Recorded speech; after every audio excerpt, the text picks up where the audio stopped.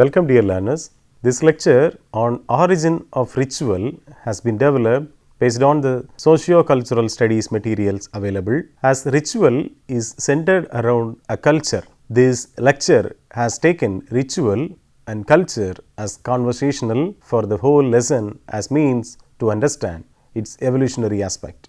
Dear learners, the whole session is divided into an introduction, cultural evolution which is very much relevant to the ritual, the relationship of myth and ritual, etc. as means for discussion. It is also an important point to emphasize that to understand the nexus between religion and culture, we must know what makes religion stronger in a culture, because the lifestyles of a community may be understood by receiving the resources through the traditions which constitute the whole knowledge system of a community. It further reveals all lifestyles through its ethnic journals. In this context, the whole lesson matter has been made based on socio-cultural anthropological aspects of the origin of ritual with an example of comparative philology, a contribution of German Indologist Max Müller. Shall we now go to the topic? Dear learners, as objectives of this lecture, learners will enable to understand the relationship between myth and ritual, to discuss ritual and culture from the perspective of evolutionary, to understand the various views of ritual pertaining to cultural evolution.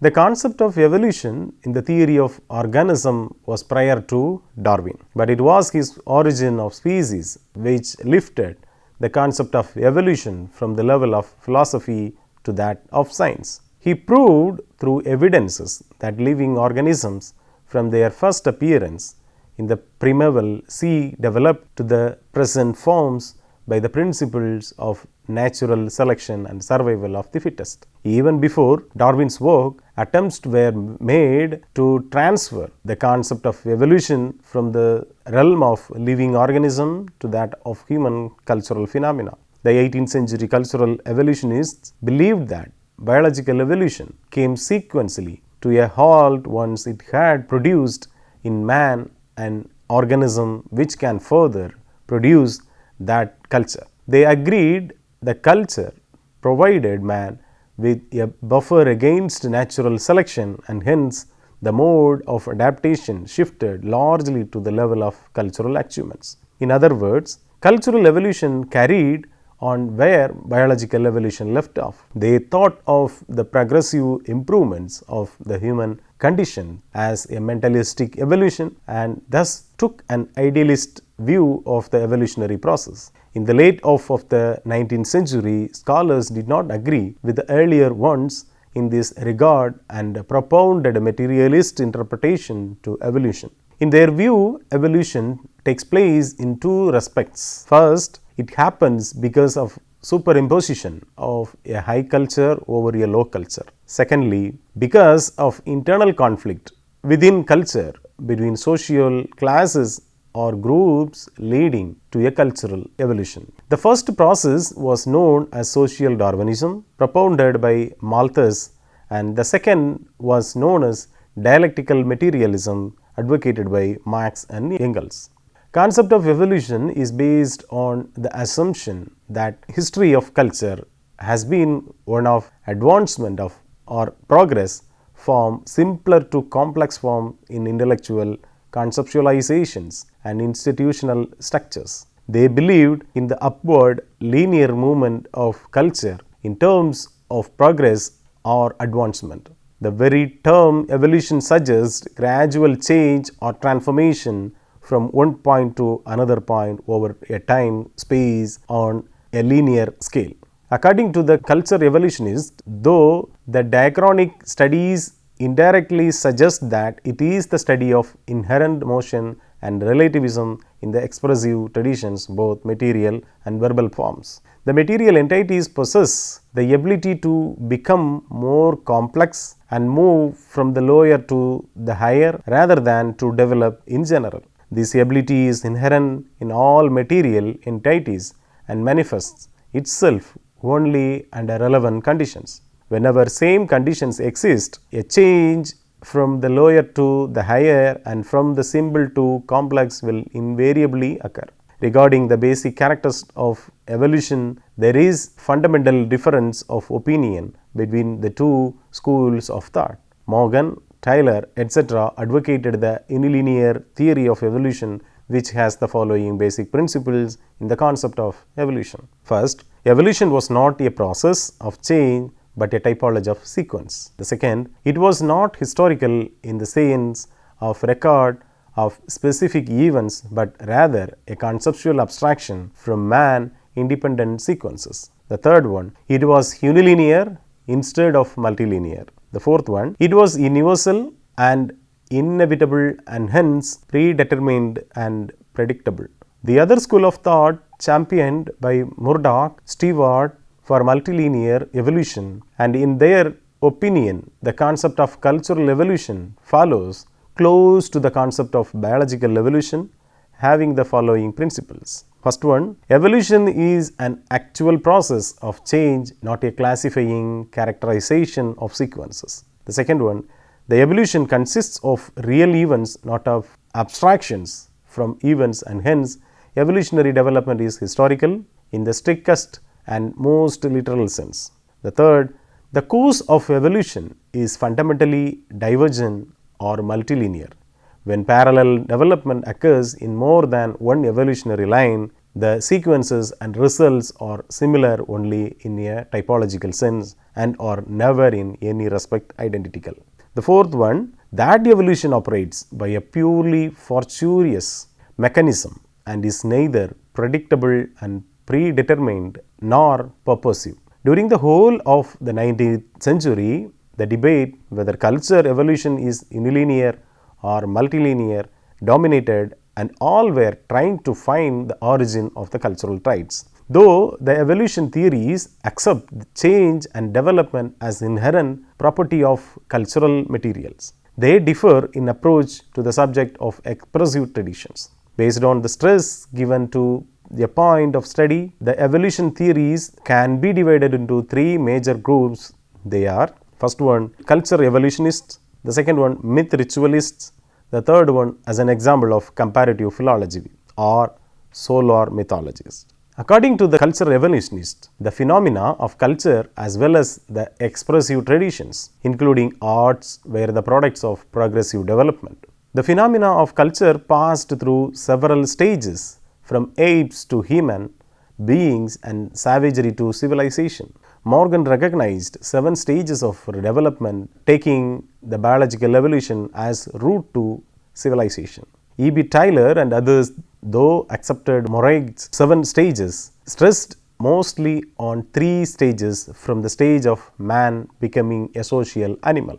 The broad 3 categories are savagery, barbarism and civilization. They sought to demonstrate in their cultural evolution that knowledge, custom, art and even religious belief had developed by a natural process having their roots in primitive savagery. The development of all human social groups necessarily followed a similar gradual progressive development, and that the stages of this development could be reconstructed in the absence of historical evidence by applying the comparative method to human groups coexisting in the present. To quote E.B. Taylor, civilization actually existing among mankind in different grades, we are embedded to estimate and compare it by positive examples. The educated world of Europe and America practically settles a standard by simply placing its own nations at one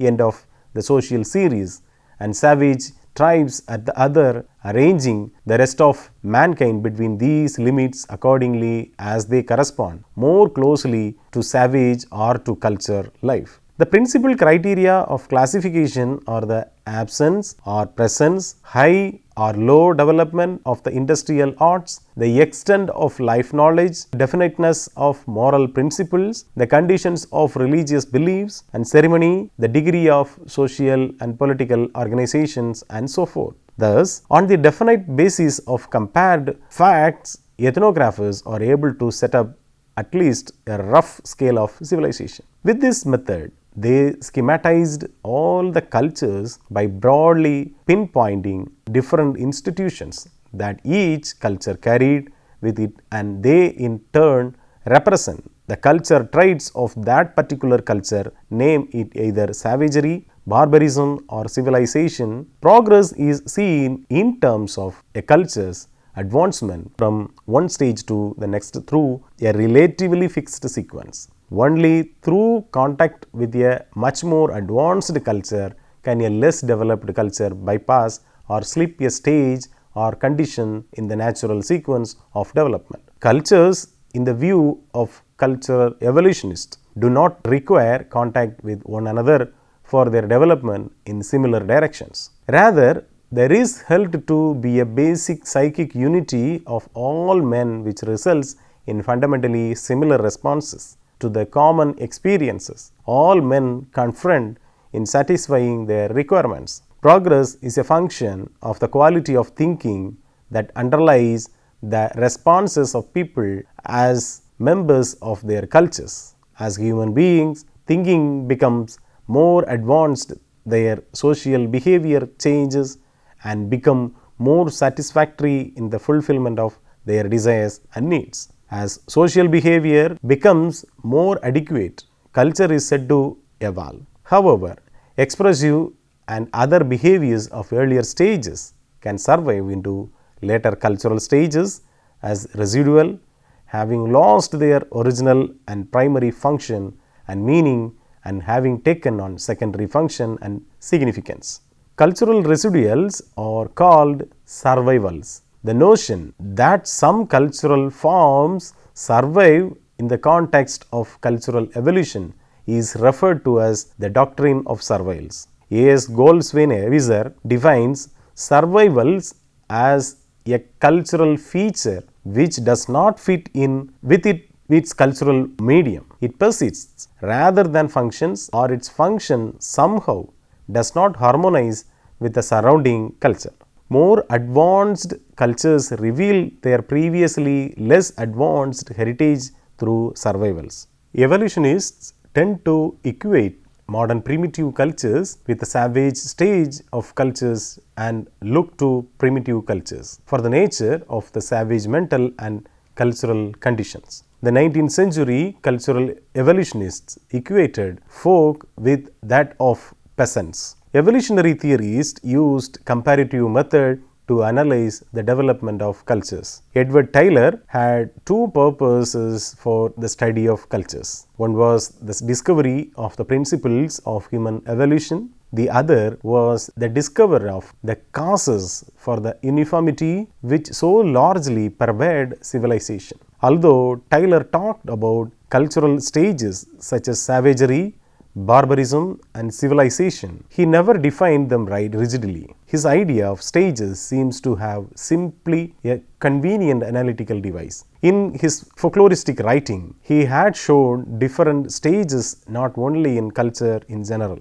but also in different traits of cultures. In religion, he set up the stages of animism, polytheism, monotheism with intermediate stages in the interpretation of mythology. He set up the stages as literal, allegorical, ethnological. Though he believed that the literal interpretation of myth implied animistic beliefs, he never attempted to associate allegorical interpretations with monotheism. Tylor himself never assumed the presence of given clusters of traits on the basis of the presence of one or two traits. Indeed, he tried to work out a statistical method for discerning adhesions or covariance among traits. This technique, greatly refined, is presently being used with some success in anthropological cross-cultural studies and could well be used to good effect in culture. James Fraser, a late contemporary of Tylor, also followed the Taylorism evolution models and argued that civilization has always and everywhere been evolved out of savagery. According to Fraser, the savage represents an arrested or rather retarded stage of social development, and beliefs accordingly supply the same sort of evidence of the evolution of the human mind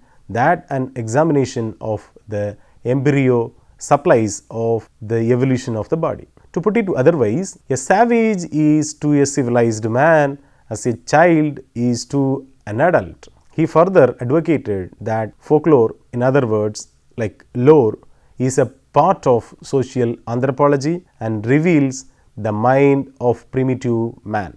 To quote Fraser, if I am right in my definition of social anthropology, its province may be roughly be divided into two departments, one of which embraces the customs and beliefs of savages, while other includes such relics of these customs and beliefs as have survived in the thought and institutions of more cultured peoples. The one development may be called the study of savagery, the other the study of folklore. Fraser defined folk or lore as that study of survival's more primitive ideas and practices among peoples who in other respects have risen to a higher plane of culture.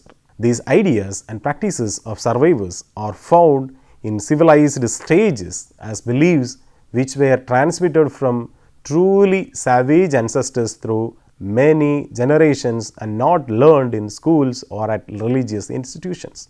Beliefs and practices of this sort are therefore rightly called superstitions, which mean literary survivors. It is with superstitions in the strict sense of the word that the second department of social anthropology is concerned.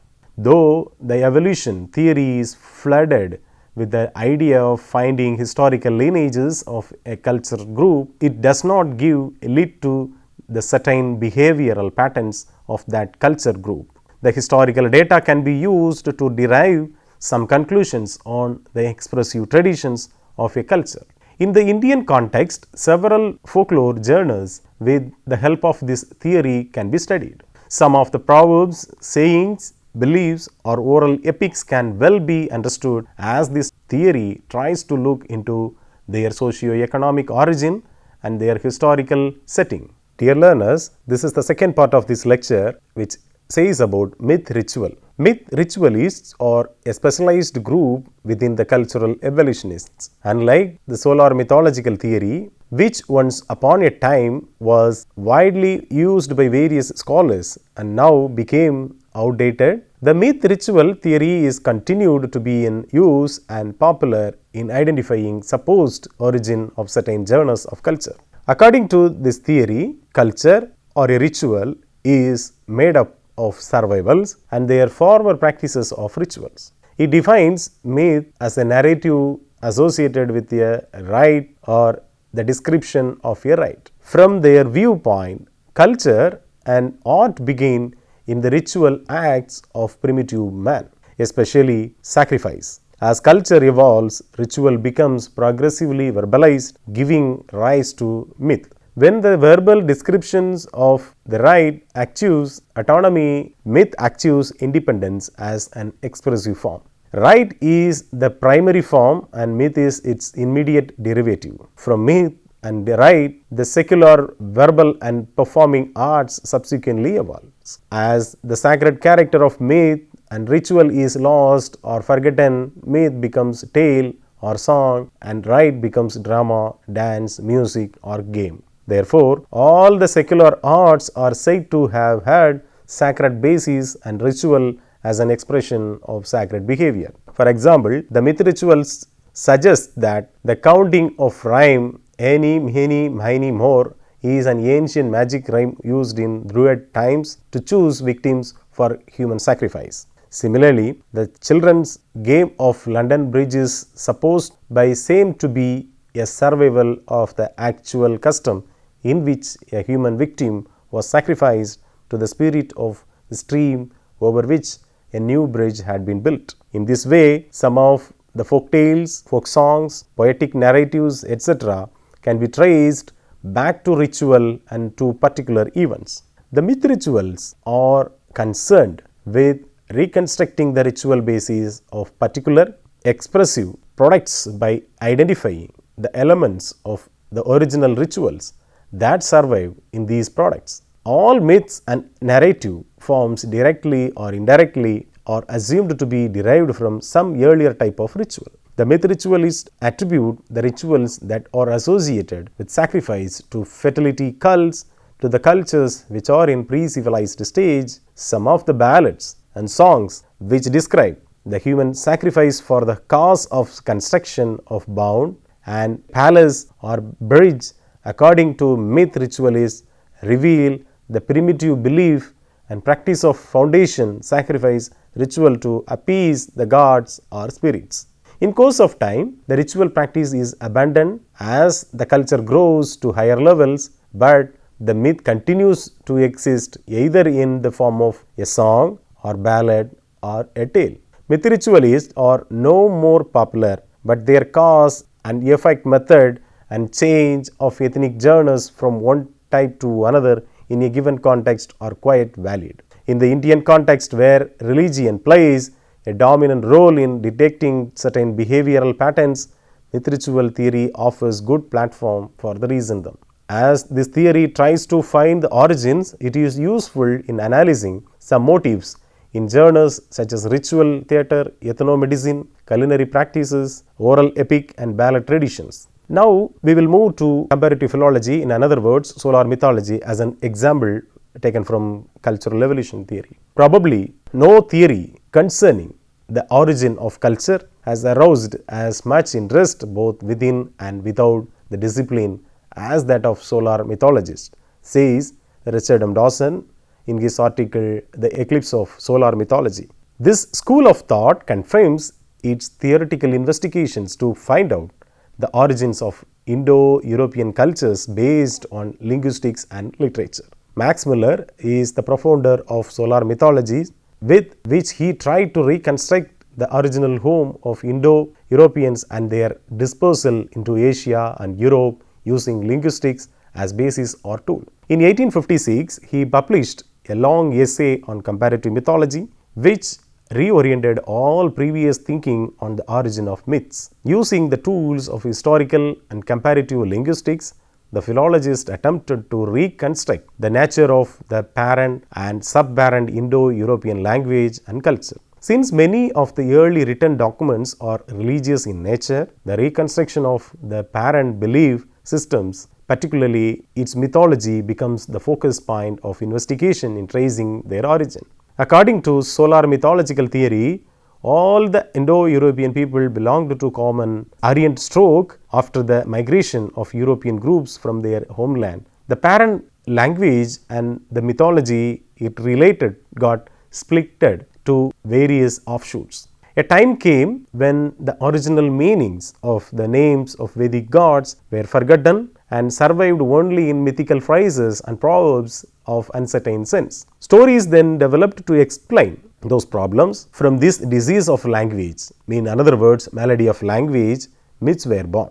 Muller perpetuated the prevalence of an age called mythophoic age, wherein Aryan gods were related to noble conceptions and functions. This age occurred not when Aryan civilization was at its rudimentary stage, but at an advanced stage where language could not convey abstract notions. Basically, two processes developed in the mythophoic age in communicating the meanings. They are polynymy and homonymy. The former conveys that one word carries many meanings, and the latter refers to one idea getting attached to different words. For example, Dhyas, the supreme god, might be understood as sky, sun, air, dawn, light, brightness. Conversely, a number of different words might signify the sun with its complex of associations. Muller always stressed that solar interpretations must be based on strict phonetic rules.